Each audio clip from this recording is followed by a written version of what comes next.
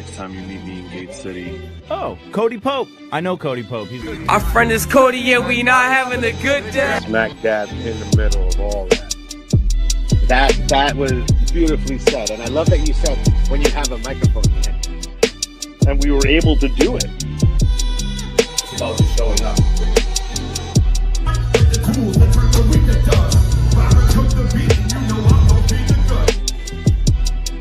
Yeah.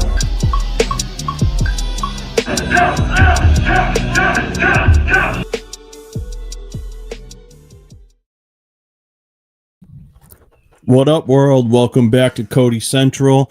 Welcome back, welcome home, or welcome for the first time. Shout out to everybody that's already here rocking with us.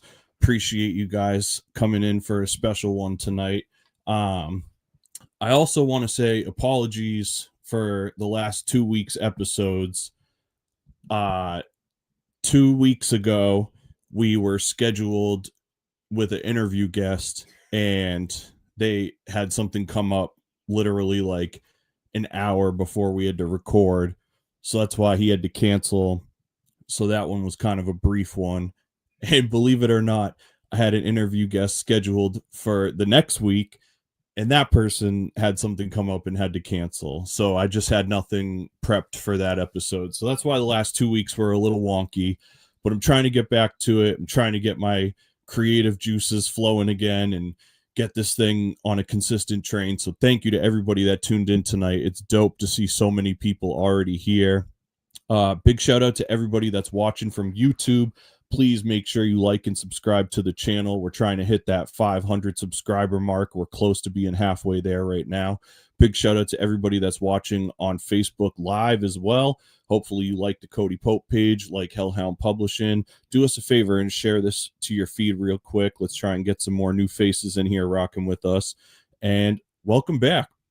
I got a shout out to Jen. She was the first person in the live stream tonight. Shout out to Jonathan. Appreciate everybody that's plugged in. Shout out to Scott. Thank you guys. I'm excited to be back. This has been a long time coming. It's a special one. I got some special people in the cut ready to talk to me about what we got going on.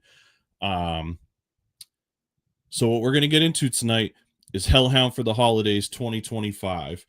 Big shout out to anybody that's been supporting me, Hellhound Publishing, done booking, you know, while I've been doing my music career and trying to do the record label. Myself and whoever's around have been trying to do the event coordinating for a lot of stuff here too. So we've always been about creating an experience that fits the music that we're trying to support. And it's really cool that so many artists have given me a chance to help put them in a special space. And this is the return of an event that we used to do like every year. And now we've kind of added a new twist to it. And I'm going to talk about that in a bit. Shout out my brother Ryan that just jumped in the chat. You're not too late if you're here. That's all that counts. Appreciate you guys so much. Like I was just saying, you know, a lot of stuff's been going on the last few weeks. I had 2 weeks in a row. I had interview guests that had to bail, and hopefully we're going to reschedule because it's like stuff that's totally understandable.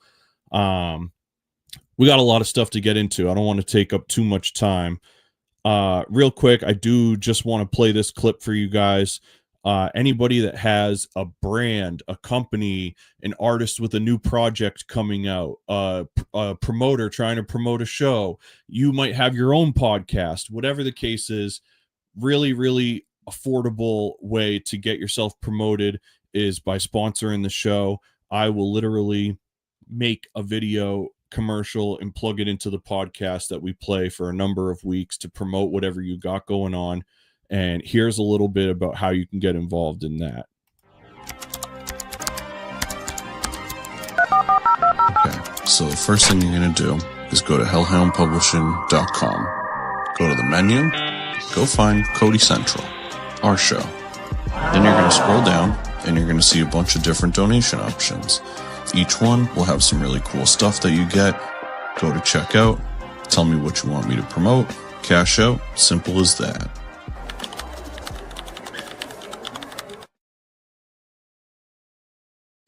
That's it. Super easy to support the show.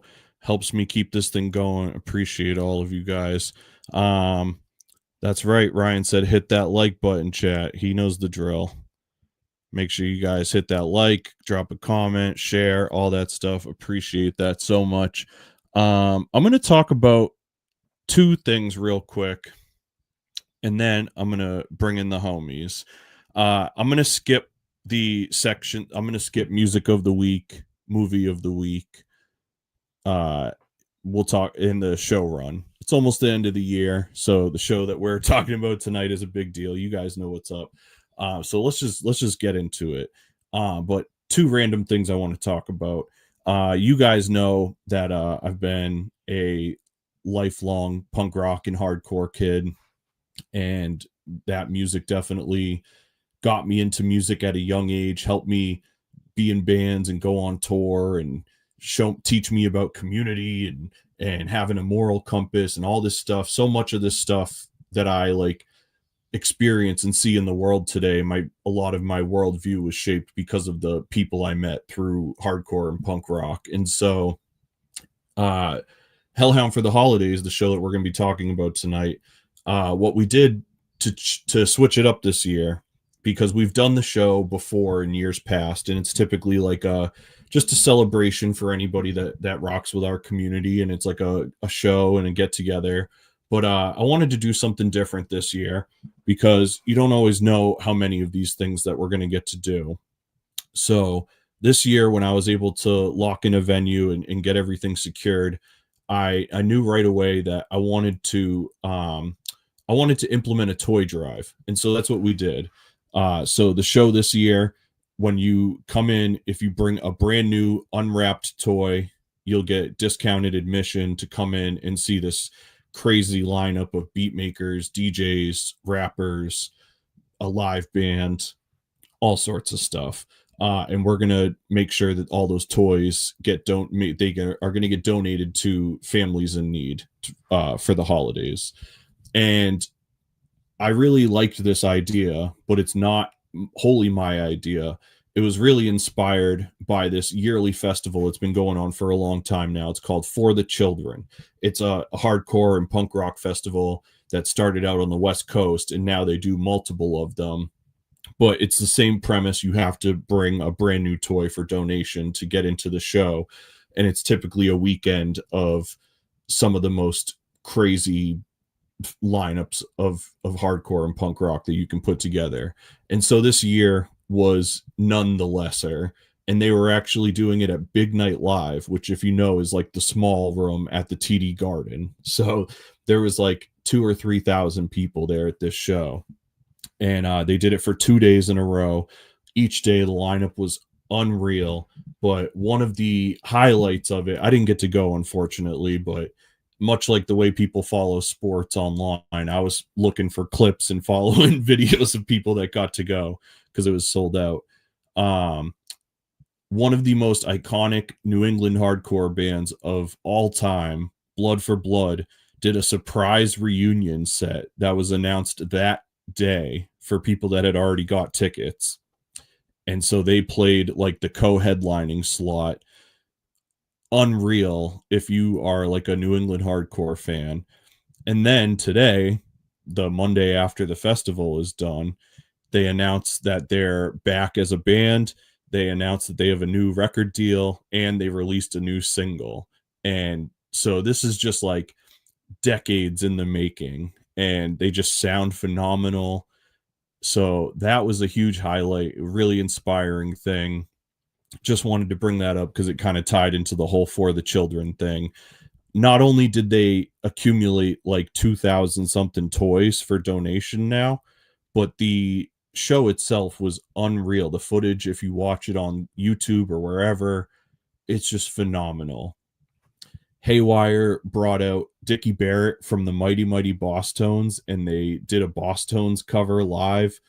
So many iconic moments happened at this, and it just made me really proud of the New England hardcore scene and everything that they were doing.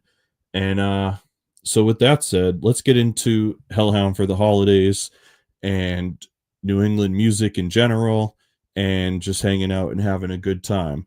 The first person that we got backstage is a longtime friend of mine. I was telling him before that he's one of the people that I thought of right away when I was putting the show together. Every year he puts out a holiday themed instrumental project, and he's somebody that really is just a phenomenal musician, has a huge diverse range of skills and vocal output and musical output. And he's just a great person. So I'm excited to have him involved. Everybody show love to my friend Sway Casey. Hey, what's up, man? Thank you for having me. Dude, thanks for making time tonight. How you doing? Dude, amazing. Doing really good. Very happy to be here. Oh, I love that. Yeah, psyched to be a part of the Hellhound for the Holidays thing. When you hit me up about it, I was so psyched. So I'm getting ready for it, man. I've got Happy Holidays on its way. I'm working on my set list. It's gonna be really good. That.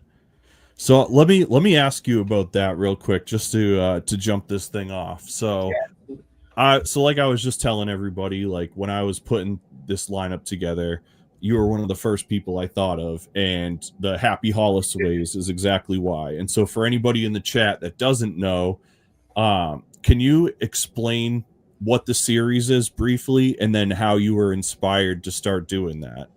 Yeah, absolutely. So I mean, I like grew up loving Christmas music. I just thought I like the old school, like Nat King Cole, like Frank Sinatra, like the crooner stuff. I love the like cheesy, stupid shit, like the about toys and bullshit. I think it's all really fun. And so when I started making beats, I had started like probably in like a January or February. And then at the end of the year, I was like, oh, you know what I got to do? I got to sample Christmas music. And so like the volume 1 was terrible. It was really bad. I was not a good beat maker at the time. You can only find it on SoundCloud. You can listen to it if you want, but low expectations. But yeah, so then, next year came around and I was like, yeah, I got to try that again. Let's do because I was like, I'm starting to get good at making beats. And that, so year 2 came around, did that. I worked with Spike Pitt on making the artwork. Shout out Spike Pitt Productions. Big shout out to Spike Pitt. That guy's the man. Straight up. So talented and super friendly, nice guy. He's always showing love to local musicians and like shows. Dude, a lot of people don't know, but Spike Pitt did the Hellhound Book and Flame logo. I drew like a piece of crap version of it on a life, and that logo has gone all around the world now since like 2018 thanks to him. Yeah, he's amazing. And so then year 3 came around and I was like, let's run it back one more time, 4 or 5, and now we're doing volume 9, and it's really cool. It's exciting because every year I find something new that I've like learned from like another year of beatmaking, another year of being a musician, or like, so whether it's like percussive elements or just a new way of like working with my DAW that I've learned, like every year has something special that I've learned about like just making music in general. So everyone has like a special place in my heart for like, oh, what did I learn that year? So it's a really good way to cap off my year with like things that I've learned, as well as do something that's fun and special to me. I love that. That's way cooler than like an end of year wrap up. I'm like, right. I need some holiday cheer every year, right. and I know Sway will deliver it for me. Yes, hell yeah. What has this year, and I know you've got stuff cooking for next year. So what is the landscape of doing music look like for you recently? It's been a couple years now since we got to rock at the Nashua Garden. Yeah. So we definitely got some catching up. Yeah, absolutely. Yeah, it's been really good. So I've been doing a lot of like acoustic stuff as well as hip hop. So I've been doing shows that are a lot of covers, and then I sneak in some of my hip hop stuff and some originals. And then I spent the past like 2-3 years working with Mertz at the Bridge, who I know you are very close with. Oh yeah. Putting together our album Waterbending, which finally released in the summer. So I've been trying to do some shows around that and like promote that. And that was a whole project based around me and Mertz working together, because he's been my engineer for like 7-8 years. Yeah. And then we were like, we have so much fun working together. We're like, let's make our own shit together. So we like spent a whole summer making beats. Just like every other week, I'd go to his place down in Boston. We'd make beats for like 8 hours. And we made like 25 beats. I wrote songs to all of them. And then we whittled it down to like 12. And then, and then just like crafted them. And all right, let's rewrite these lyrics. What do we need to add something to this one? This one's not working. So like, back at the studio, every, once a month, every other week, like stuff like that. And finally put it out. It's really exciting. And it's all original production. So I love that. You guys have such great chemistry together. Thank you. Yeah, I had a couple friends like visit come with me to the studio, and they're always like, you and Mertz are ridiculous, dude. Like, because we get into like, they're not arguments, but we're yelling at each other, like in a fun way. It's like, no, that's a stupid idea. What are you talking about? And like, everyone's like, whoa. And me and him know it's all good, but it's really funny. We work well together. Very honest. Dude, you have to be. That's, it's like, you can't have like an engineer who gasses you up. I feel like that's one of the worst crimes on earth as a vocal artist. Mm-hmm. Absolutely. And to have someone who like, I'll be like, how was that take? And he's like, not it. That wasn't it. Yeah. And then he'll hit me. Like, I'll be overthinking, and he's just like, no, dude, it's good. Like, you're in your own head about it. I'm the outside force. Like, it's good. And I'm like, thank you. I needed that. I'm just dying because I could literally hear his voice being like, not it. Yeah. That's not it. Yeah, like he doesn't say it mean, but he's like, he's so matter of fact. He's just so honest about it. Right. Like, he's just like, you could do better. Yeah. Oh yeah. Right. Exactly. That's why it always like comes off well with him, because if he's working with you, he knows he appreciates what you can do, and it's like, no, you're better than that. So when he like criticizes, it comes from a place of like he likes what you do, and he knows it can be better. I feel that. Getting friggin' mess. Axel was gonna join us tonight, but looks like he's having some Wi-Fi troubles. So what is next year kind of look like? Like, what are some of your creative goals for next year that maybe you didn't get to hit this year yet? Oh, that's a great question. So I've been working. I'm not sure if you know Nick Shea from Boston. Yeah, hell yeah. He's a good friend of mine. So we've been working on a collaboration project for like a lot of last year, and we made all the beats, sent them back and forth for a bunch of songs, and now we're trying to get into like, we've gotten into the mixing stage, but you know how that can get bogged down with, you listen to the song too many times, and now I don't like it anymore. Yeah, or I love how it sounds in the car, but I hate it on the headphones. Right, exactly. So we're working on that. So hopefully we'll be able to get that out by the, early spring, late winter. Dude, that's awesome. I just imagine you guys seem like you would be such a great combo, honestly. That just seems like such good chemistry. Thank you. Yeah, we met at like the old the rec shop events down in Salem and Lynn, and like all Opus the Underground. Yes, and like when they did the subway ciphers, Downtown Crossing. Nick was there. I was only there a couple times. Nick was there like every week. Same. I know. I only got to go to like 2 or 3, I think, but they were crazy. Right. So like, and I remember the first time I saw him, I was like, this guy's bad. Like, this guy's hilarious. He was like, he was under 21 at the time. He still had like big black X's on his hands, so they would know not to serve him alcohol, and that he had to leave as soon as his set was finished. But, oh my gosh! Right, but as soon as he got off the stage. I was like, dude, that was awesome. Like, let's make music sometime. And he was like, yeah, totally, let's do it. And like, that was what, 10 years ago? Can't be. Probably closer to 8, but still. Like, you're probably right though. I think it was that time frame. I have like videos in my phone that I think are from like 14 and 15 of doing like rec shop 16 bar challenges and shit like that. Dude, rec shop was going on. Yeah, man, that was really special. Yeah, that was such a great time to be a local hip hop musician. Seriously, there was so much going on. Like, we were so lucky to have like the event coordinators, people like Justice Bourne and like Michelle La Poetica and all those people on the North Shore who were like putting on for hip hop and creating spaces for people to, be creative and bring their music.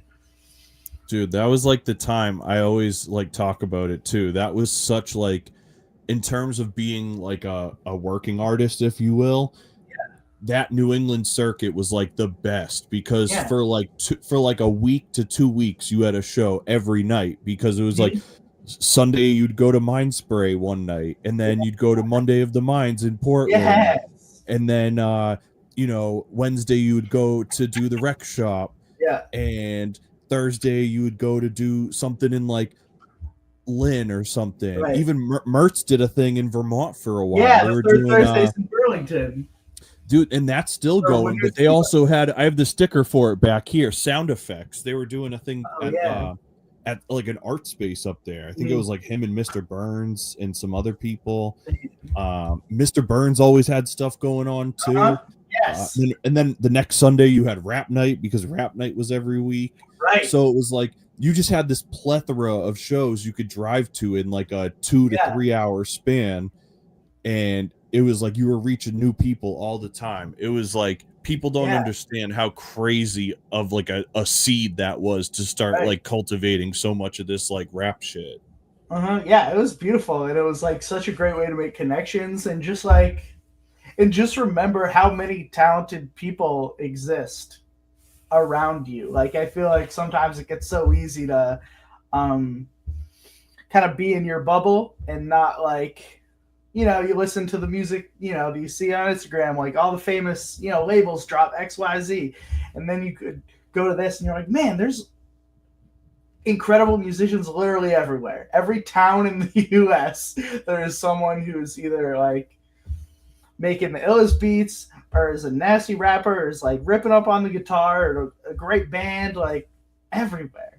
It never stops. It's unreal, dude. Like, and it's funny because I sent him a message before I posted it, but like unintentionally, my like Spotify most listened to album this year was Byron's instrumental album. Yeah, like, hell yeah. And shout out to Raincheck. But dude, that's the thing is like everywhere you look, there's people around you that are making like crazy music, and chances are they just don't necessarily know how to reach people the same way that like the people populating your playlists do right now. Right. Like totally. And then like seeing them live, I feel like is completely different. When you go to a local event and you see that person right in front of you, you're like, oh, I really get it now. Like you can hear a song that's on, oh, my buddy made this song, and you're like, yeah, that is good. But when you see them right in front of you and you're like, oh, this guy's really good. He's actually killing it. Like, and it helps you, it clicks a little more. Can you think of like the craziest show that you remember either going to as a fan or performing, whichever is like more memorable? Is there something that sticks out for you? Definitely. I'm assuming in the local space, for sure. I mean, doesn't have to be whatever sparks your creative fury. I mean, well, I'll always say, like, I saw Erykah Badu once. She played Big Night Live, and I was like, that was incredible. She was like, she was probably like 30, 45 minutes late, but nobody gave a fuck. Nobody cared. Yeah, we would wait. We would wait overnight. If we had to. Exactly. And then she walked out on the stage, and it probably took her like 5 minutes to get from the back of the stage to the front of the stage. And like anticipation has never been higher. Like you're like, oh my god, there she is, and she's just like in a mink too. She had the mink, and she's just snapping. That always, yeah. That always. It's funny you chose that. Dude, I don't know if you saw it, but it literally just posted recently. She performed in the New York Times office, like just in the middle of the office, like almost on some like NPR shit. And her band did like one of the illest performances I've seen in so long. Like, that's crazy. It was so dope. Yeah. But I guess I'll pull you for your local one too. If you have like, what is like the most memorable local show that you either performed at or attended? I think this probably isn't it, but it's the one that jumps to my mind, so I'll go with it. It was one of the Rec Shop open mics like we were talking about. And it was like, that was such a big crowd. Like for a local open mic, it was pulling in people every week. Like, and it was a good crowd. They were active. They were having a good time. Like people were having drinks, getting lit up a little bit. Like it felt like a weekend when you went down there. And my buddy Mez went on and did his song Making a Statement, and I think it was before I even knew him, and it was a hype song. It got the people going. And so he's doing it. Some dude gets up on stage, whips his shirt off, and starts like going crazy, waving it around in the air. And I was like, and you know, the whole crowd was going nuts. And then afterwards I was like, dude, that was awesome. Like, your boy in the back? And he was like, I don't know that dude. And I was like, you don't know that guy? And it was like, yeah, I don't fucking know.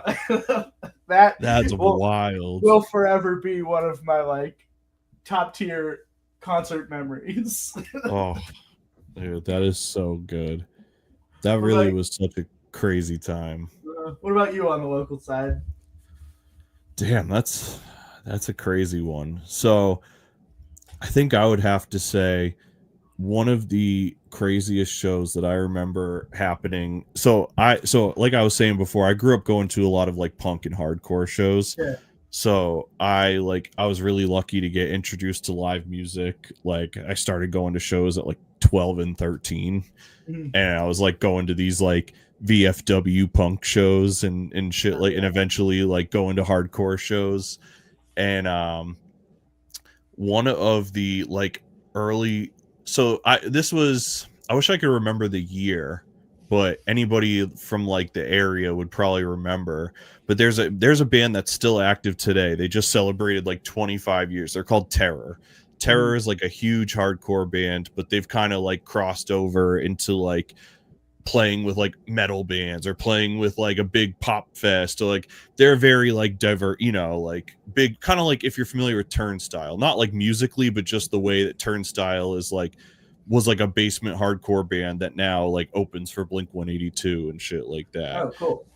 And so Terror was supposed to play in Cambridge one night, and the day of the show they had to move the venue, and they moved it to the Nashua American Legion, which like I live in Nashua, so it was like in the Nashua American Legion maybe held like a couple hundred people, right. And so the show like sold out almost like instantaneously. Mm-hmm. And this whole thing got pulled together on just a couple hours notice with like one of the biggest bands in the world to kids like us. That's cool.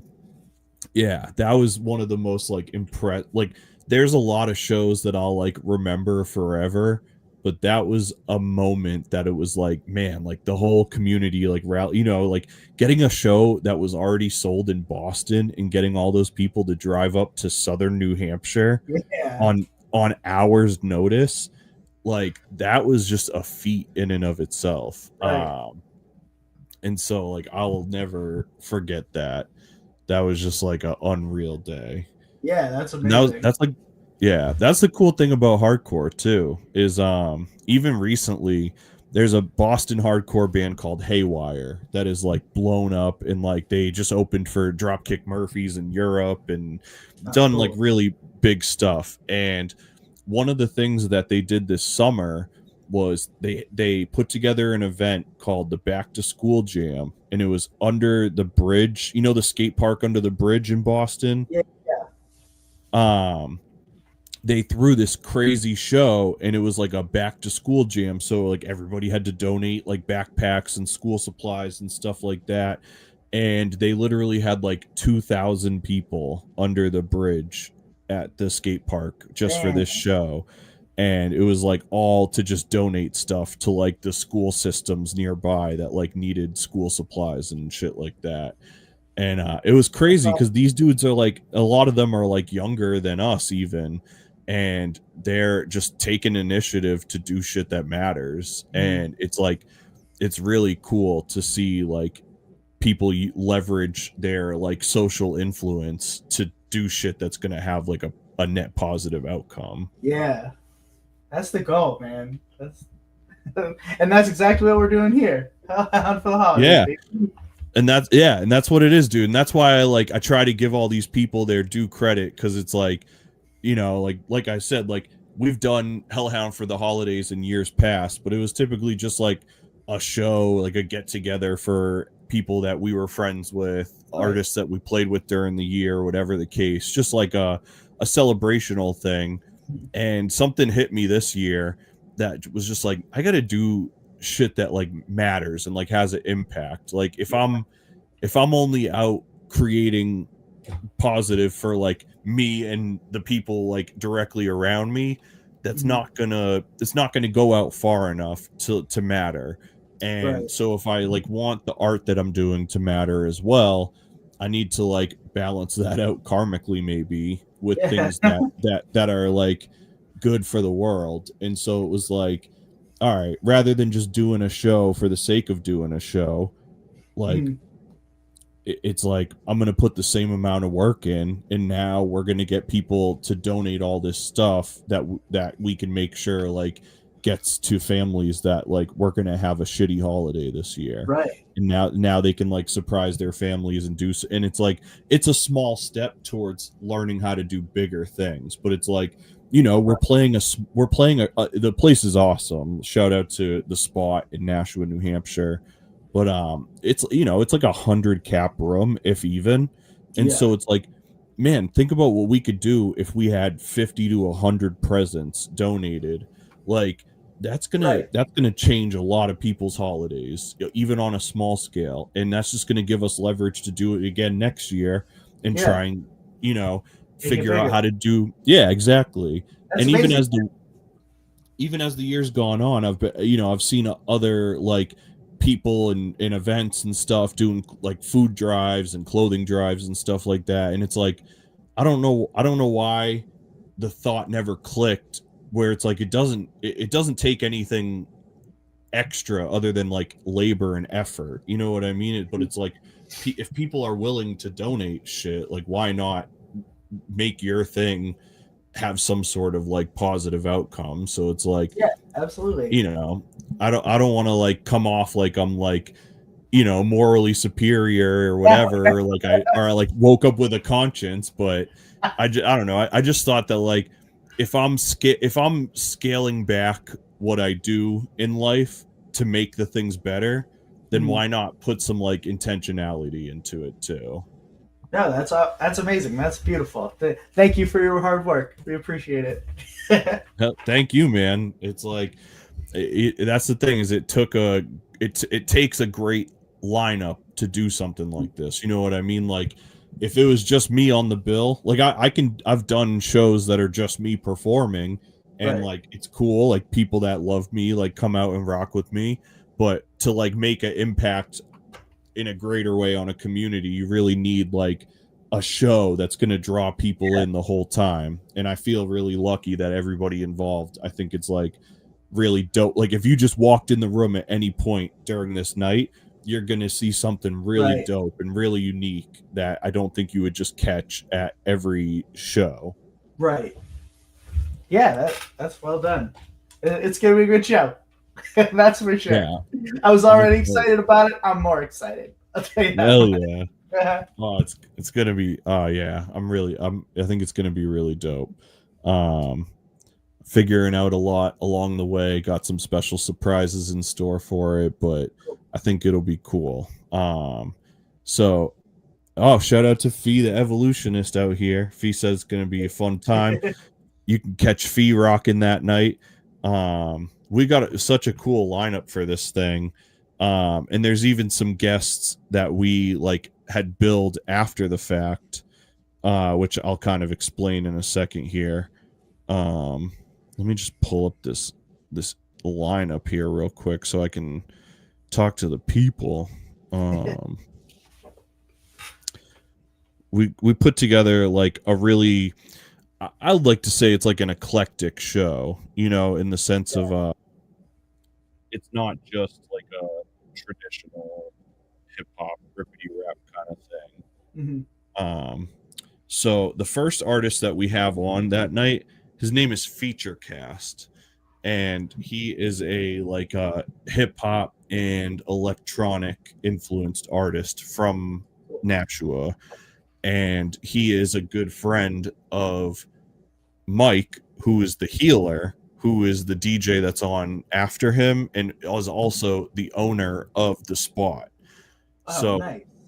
Yeah, so the healer has been a house music DJ for probably 20 plus years, and has like had a lot of like cool moments in that scene, and he is a big advocate for like sobriety and stuff and whatnot, and he's like gone through that himself, and so he built the spot as basically like a non-alcoholic entertainment lounge. Mm-hmm. And so they do all these like mocktails and kava and coffee and tea, and it's really dope because it's brought out a different crowd of people than the people that would come to our shows anyways, come out and hang out and rock. And we're downtown, so it's like we're still near bars and stuff like that, but it's dope that like everybody is just coming to enjoy the music and enjoy like being with people and having conversations, and the drinks are dope. And so Mike has cultivated something really special there, and it's cool that he's allowed us to do this thing and is even joining in this year. Awesome. So that was so Feature Cast is the opener for the night, and then right after him is going to be the healer, as we just talked about, and that's DJ Mike, who runs the spot. After that, we have my longtime homie and Hellhound comrade 8Bizza. Mm-hmm. I think Shout anybody that's rocked with me is familiar with 8Bizza, but if you don't know, Bizza has produced a ton of music with me. He was my like show DJ for a long time, and on top of that, he is an awesome and like truly one of a kind mad scientist, producer, MC, DJ, engineer. He just really is like, he's such a mad scientist with it. Yeah. That's a great term. That's a perfect term for him. Straight up, dude. There's songs that him and I wrote together that I swear will be in my set until I'm dead. Like, yeah. I'll try and not play songs, and people will be like, "Oh, you got to do Not Having a Good Day," or you got to do Not All Right, or whatever. And man, yeah, like he's just like, that's my dog. So he's gonna do like a beat set on his 404, and he always brings some wildness, because he's been part of Hellhound with me and whatnot. We do this event the city of Nashua, where I live, does this event every year called the Holiday Stroll, where they shut down Main Street and like parts of downtown, and it's this huge holiday festival that draws like tens of thousands of people, and there's food trucks and tree lighting, and there's like multiple music stages and stuff like that.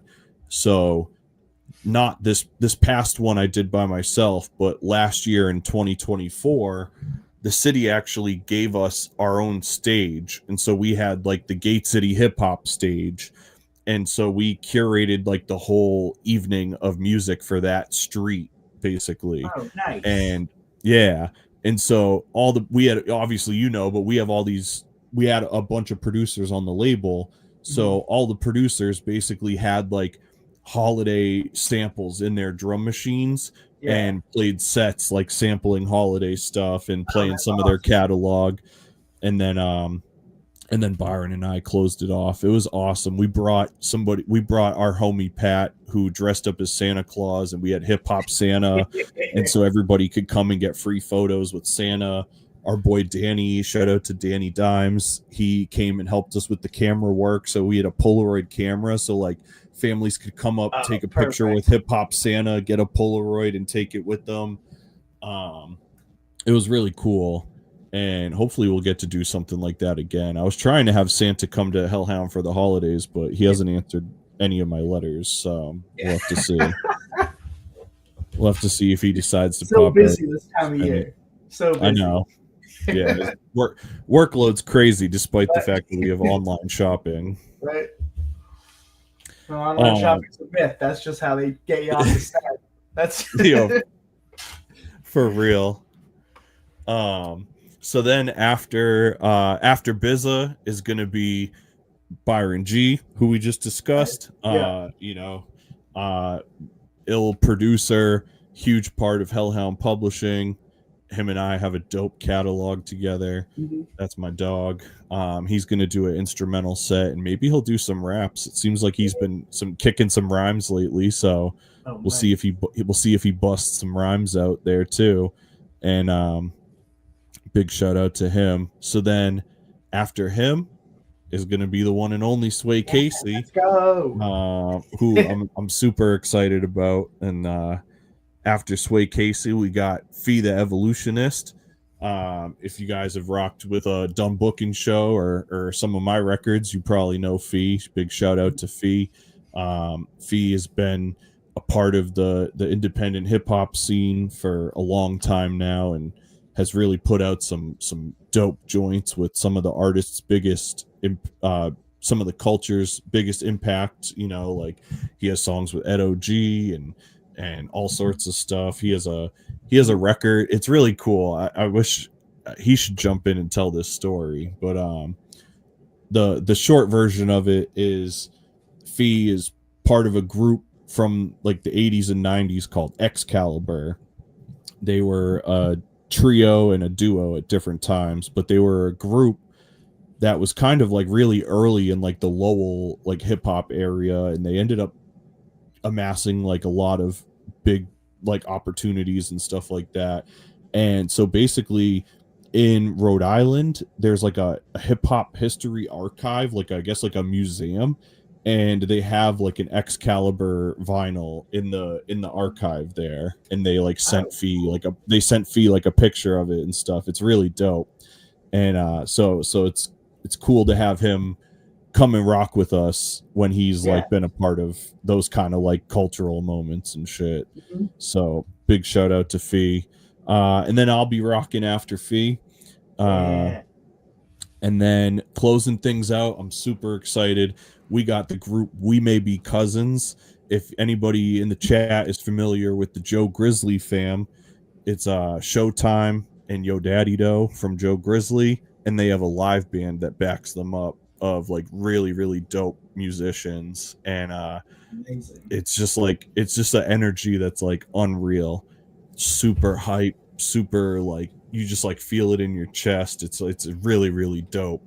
And I just thought, like, what better, it's like basically just keep the energy rising all night, like just keep everybody just keep this thing going and pass the baton. And at the end of the night, dude, I just think they're gonna tear it up. And so I'm really stoked. And so we got a crazy lineup. We're gonna have some cool stuff happen in there as well. Bring a fucking toy and come hang out and see a dope show. Right. It doesn't get better than that. Can't get better than that. Straight up. You can get tickets ahead of time too if you want. So if you see the bar down here, you can get your tickets now at cody-pope.com. You can get a pre-sale ticket for if you're bringing a toy, and a ticket for if you don't want to bring a toy and ruin the holidays. But you're welcome to do that too. No, I'm just kidding. No, every ticket helps, honestly. If you can bring a toy, it would mean the world to us. It would be really cool to show up to some of these organizations and have like a really, noticeable amount of toys for them, like to donate. But anybody that buys a ticket is obviously supporting the artists and supporting the venue and everything that happens. And so all the money that we make is going back to the community, whether it's the artists and families that really just need the help to have a better holiday. So however you can come out and support, your help is going to impact a lot of families this winter. Get a ticket now at cody-pope.com. Let's get back to some of the stuff that you were talking about. When could we I don't want to set a date necessarily if you don't have it, but what are we looking at a time frame for Happy Holidays 9? So ideally, we're finishing up mixing tomorrow. Then I like to give it a day or two where I'm like, listen to it in the car, listen to it in headphones, making sure there's not any like glaring issues with it all, and then hopefully submit it, get it out by like anywhere between the 17th and the 21st. Obviously, I prefer to get it closer to the 17th, so give people a little more time. But working on a time crunch, it's hard. I feel you, man. Yeah. I'm so excited to hear. I'm so excited for it. Yeah. For anybody that hasn't got to listen to them yet and is going to jump on and listen to them after this, I know you said the first one is on SoundCloud only, but are the rest of them on like streaming platforms or YouTube or anything like that? So 1 and 2 are only on SoundCloud, but 3 through 8 are on all streaming platforms. So, Dope. So they can all listen to them. Are they on Bandcamp? I should have asked that first. Ooh, they're not on Bandcamp. I'm terrible with that. I got to put it on there, but yeah, put them on Bandcamp so everybody can put some money in your pocket. Yeah. But yeah, I've got I think 7 songs, maybe 8 for this year. But other than that, I'm excited about it. And it's so funny because every year, like, I put it out, and then after I put it out is when I'm really listening to Christmas music. So it's like before Christmas, I'm already starting on next year because I'm like screenshot. I'm like, all right, I got to sample this. I got to get this in here. I'll watch a movie. And I'm like, that clip has to go in next year's. I can't believe I forgot this year's one. So I'm always, it comes out and then I'm already working on the next one. Oh, I love that, dude. I can't wait. I love that you're a big like Christmas person in general because I love Christmas so much. I have like such an odd I feel like people look at me, right, or they know me, like they think that I'm like a Halloween guy, which like I think Halloween is dope. I get it. I'm a grouch, so I could see why they would think that. But something about Christmas just like turns me into a different person, and I just literally want to drink eggnog and sit by a fireplace and watch cartoons and like just like because you're holiday. Totally, it's great. Yeah. Dude, what's your favorite Christmas movie if you had to pick one? Oh man, it's funny. I was gonna ask you the same thing. I got my answer. You want me to go right now and let you think about it? Yeah, tell me. All right, let me hear what you got. My Charlie Brown Christmas, hands down. It gets funnier every year. The animation is like, it's so simple but so beautiful. That is so good. The album, like the Vince Guaraldi soundtrack is like, it's like a masterpiece in jazz. Like without the movie, that album is incredible. And then the jokes are just so dry and witty. Like every time I watch it, it like cracks me up a little bit more that this is like a children's special. But then he's like going to her 5-cent therapy like lemonade stand, and she's like, I get it, like you're not excited about Christmas, like I get mad about Christmas too. And what does she say? She goes, I never get what I really want. I always get a bunch of toys or clothes or something. And Charlie Brown goes, well, what is it that you want? She goes, real estate. And I'm like, what kind of fucking joke is that for children? That's not a children's joke. Like, that's objectively hilarious. Like, oh my God. And there's so many of those jokes that just every year I'm like, oh, I never understood that before. That's great. Dude, I'm glad you gave me some time because it reminded me that I have like a new favorite for this year, and I just discovered this recently. But the whole thing pretty much takes place at Christmas, so I count it for a Christmas movie. Okay. It's really dope. I have a copy of it here, so I'm gonna pull it out because I don't have enough movies. Clearly. So this is a joint. It's called Blast of Silence. Blast of Silence. So this came out in 1961. Ooh. This is like a really dope kind of like gangster noir film. So I'll read the back real quick, and it basically says, swift, brutal, and black-hearted, Alan Barron's New York City noir Blast of Silence is a sensational surprise. This low-budget, carefully crafted portrait of a hitman on assignment in Manhattan during Christmas time follows its stripped-down narrative with mechanical precision, yet also an eye and ear for the oddball details of urban living and the imposing beauty of the city. There's a bunch more, but it's really dope. This dude basically is like, he's basically trying to like get out of the like hitman game and gets forced to do one more, and it's like through Christmas, and he's like he's trying to be with his family and shit. And we're gonna check that out. It's dope. It's so short. It's only 77 minutes, and that's what I think makes it really special too, is that like it just gets right to it, and like it keeps you there the whole time. Like it doesn't, I feel like the way people's attention spans are, if a movie goes too long, you start to lose people or they miss certain things. And so it's cool how like old film noirs were just like, no, we only have this much film. Like, let's do this. Like, no wasted time at all. Like everything's important. Yeah, exactly. I love that. And like being a Christmas fan, if you will, I didn't even know that this movie took place at Christmas when I got it. It was just one of those things. So like I collect Criterion Collection. I don't know if you've ever like rocked with that. No. But basically the Criterion Collection is this like ongoing series of movies that's been around since like the like late 70s, early 80s. And so they archive movies and put them out in like physical media, and they'll typically do like a 2K or 4K restoration. They'll get really cool special features that were like never available before. And so they have over 1,000+ movies in the archive at this point. And so it's become one of those things where I'll find movies that I am looking for that I love, and I'll also I've discovered so much cinema just from like trying new things basically. And so I'll just like see a trailer, see a thumbnail of a movie or something, and I'm like, I gotta see this. Like I need to know what this is.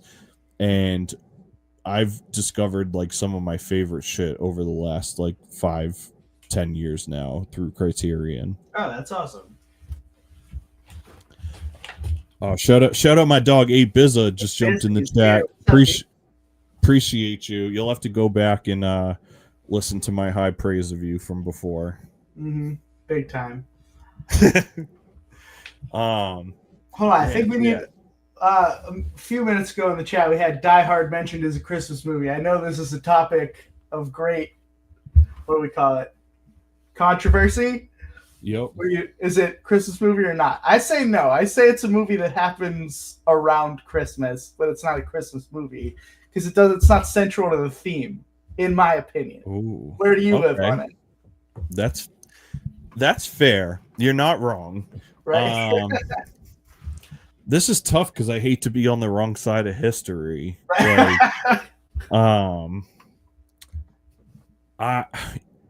Die Hard is a movie that happens to take place during Christmas time. Right. So there and 4 would not show up under the Christmas movie category on like a rental store or a streaming platform or whatever, right? However, there are things that aren't necessarily Christmas themed that become Christmas tradition. And so I think that I respect the idea of Die Hard being a Christmas tradition while not being a Christmas movie simultaneously. I like it. I think, wow, that was amazing. I can't, there's nothing I can do with that. That's beautiful. That's a beautiful answer. You can't come for me. Just follow me on Letterboxd.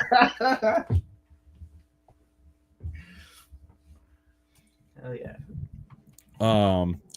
I should also, to go completely the opposite way of Blast of Silence, while that is a great movie, Jingle All the Way is a movie that makes me so happy. It's like I've never seen that one, actually.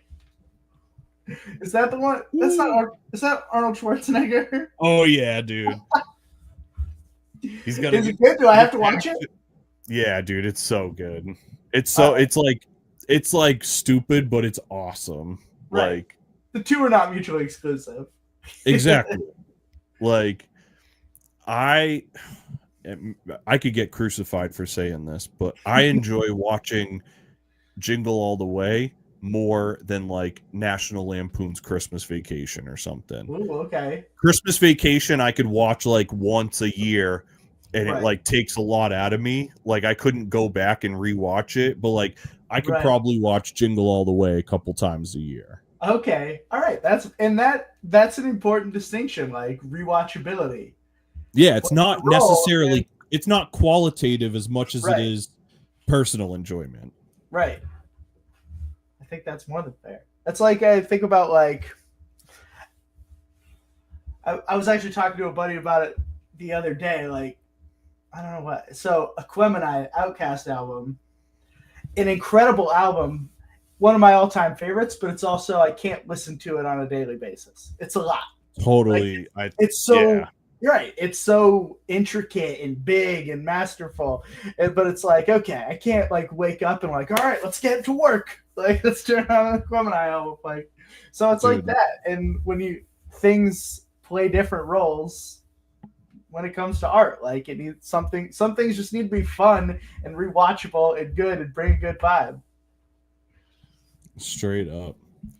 Dude, Ryan in the chat said, I'll be watching Emmett Otter's Jug Band Christmas. And Bizza said that's a fucking classic. And I on it please don't hate me, but I literally don't know what that is. I am completely unfamiliar. Okay. I just looked it up on Google Images and I'm liking the vibe right away. I was just say I'm like definitely Googling this right now. Oh my god, Emmett Otter's Jug Band Christmas. Yo, okay. I've like seen like stuff from this and just like had no idea what it was. Of course it's Jim Henson, so that's gangster. I definitely got to like look. Okay, I'm checking this out this year. Right. Henson adjacent sample. Okay, Happy Houses Volume 10. Look for the Emmett Otter's sample. Yo, straight up, let's go. I feel like a Christmas movie that I don't hear people talk about a lot is Scrooged. Okay. With Bill Murray. You ever seen that? I have seen it. I watched it. It's not one of the ones that like I like. Yeah, it's not super happy. But whenever I see it, I'm like, oh yeah, this one is good. Like this is a really good one. Like a nice modern take on the classic. You know, what is it? Christmas Carol. Yeah. That's another like once a year joint. Like if I could watch Scrooged once a year. Yeah. Totally. She hit me with a toaster. Oh, damn, Bizza. Oh, see, that's what I was talking about. So that's funny. Bizza flipped that for his Christmas tape last year. Oh, nice. That's so good. Check that out. Yeah. Plus, anybody in the chat, if you haven't seen it, so that year that we did the Gate City Hip Hop stage for Holiday Stroll, we we actually like filmed a lot of it and made like a short little documentary for YouTube too that had like videos of all us setting up the stage and the Santa booth and the performances, and you can hear some of the holiday instrumentals that people did. So if you guys haven't seen that, on our YouTube channel after the episode is done, check out the Gate City Hip Hop micro doc. That was a really fun time. Everybody knocked it out the park for that. All right, I think we gotta switch it over. I think I gotta get going in a little bit. But Christmas we did favorite Christmas movie. Gotta do favorite Christmas song. Ooh, favorite Christmas song. If you want to throw out a couple, obviously that's fine. I'm not gonna hold you to it. I think my favorite is Christmas in Hollis from Run DMC. Oh, okay, yeah. That's like that's on my playlist like every year, and that's one of those ones, especially if I'm at home. It'll just get me up out my seat, and it's like, all right, what are we doing? Like when this song is on. Absolutely. What about you? Me? It's such a I feel like a generic answer, but like the Christmas song by Nat King Cole is just, it's one of those things that like as soon as those strings come in, that I'm like, oh, like I feel like my whole body relaxes. Like that whole album is just lush. It is like the strings and the choirs and everything about it just like is so, it's like silk. It's velvet. The whole thing. Oh, perfect. So, yeah. All right. One last question before we go. It's a two-parter. Okay. First part.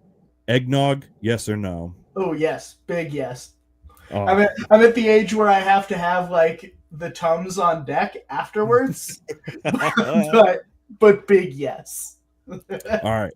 Part B to that question. Brand of eggnog. Ooh. Oakhurst.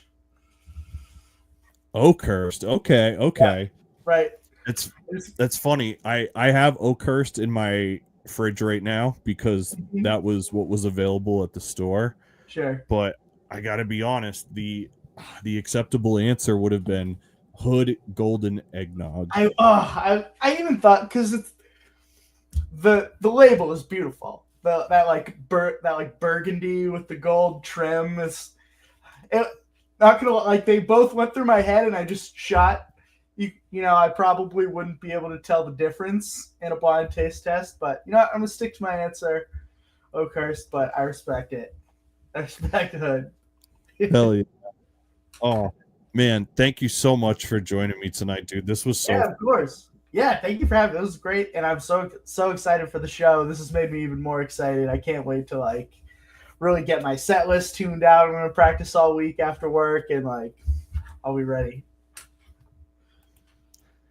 Chat is voting for Hood Eggnog. It looks, or Ryan said my own homemade. Okay, that's dope. Damn. Shout out to Jonathan. He said he'll be watching every Cody Central. Much love. Oh yeah, man. Oh, dude, thank you so much, man. I really appreciate you. Make sure you guys go follow Sway on Instagram or Facebook or wherever the hell you are spending your time in the digital realm. On his side of the screen where I'm pointing, you can see at Not the Fake Sway, and make sure you go and listen to Sway Casey on all streaming platforms. Brother, thank you so much, man. I'm so excited to see you this weekend, this Saturday, December 13th, at the spot in Nashua, New Hampshire. Hellhound for the Holidays. Bring a toy. Come have a great time. See Sway perform. Much love, man. Thank you so much, bro. Thank you. Have a great night. Same to you, bro. Appreciate it. Bye, everybody. Business said Sway in the morning. Let's go. That's right, dude. Man, big thanks to all of you guys for tuning into this episode. Like I said, I apologize for the last 2 weeks that things got so crazy.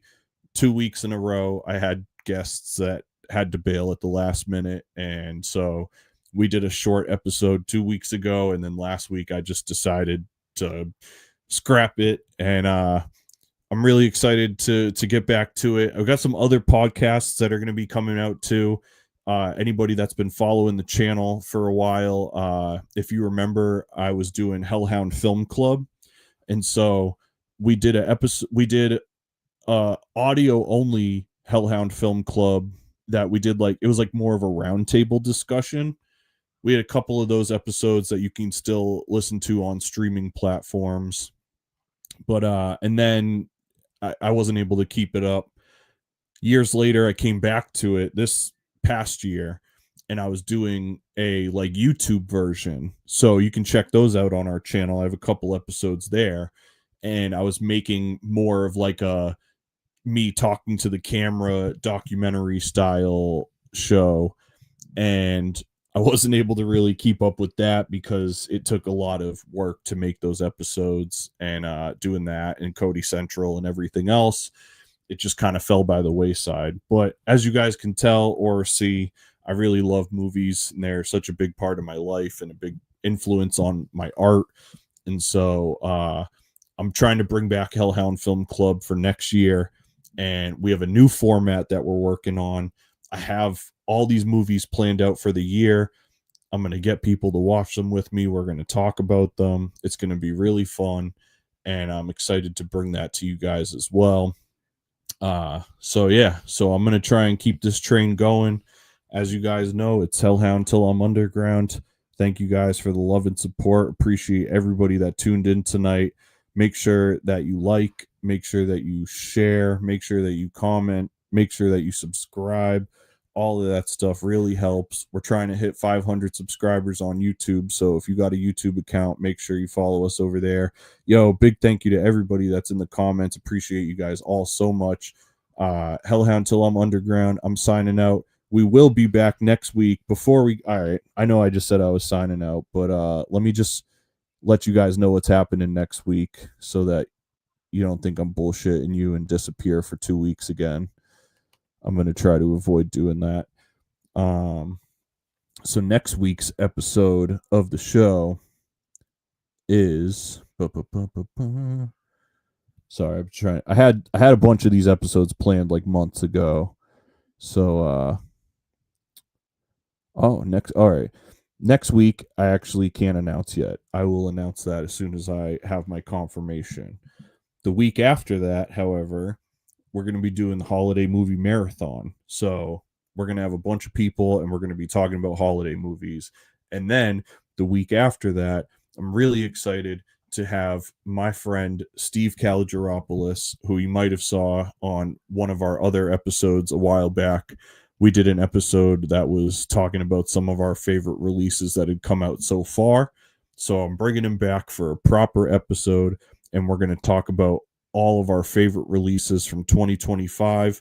He is a huge hip-hop connoisseur, and he's been a collector for years and years and years. So it's really cool to get his opinion on things. He's really well-read, watches a lot of movies. So we have a similar dichotomy when it comes to the stuff that we're interested in. So excited to have him coming back. Thank you, guys. Let's everybody have a great night. And please, please, please, come out. Hellhound for the Holidays this Saturday, December 13th, Nashua, New Hampshire. Get your tickets now at cody-pope.com. If you bring a brand new unwrapped toy for donation, admission is only $10.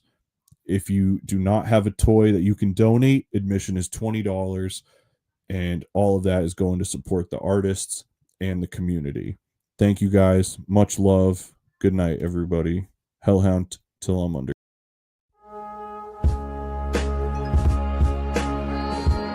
Cody Central is written and produced by Cody Pope for Hellhound Publishing. If you'd like to sponsor the program and have your brand, podcast, or service featured, learn more about that today at www.hellhoundpublishing.com/Cody-Central. Additional ways to support the program include purchasing music, joining our Patreon for exclusive content, or simply donating at any of the links available in the QR codes above.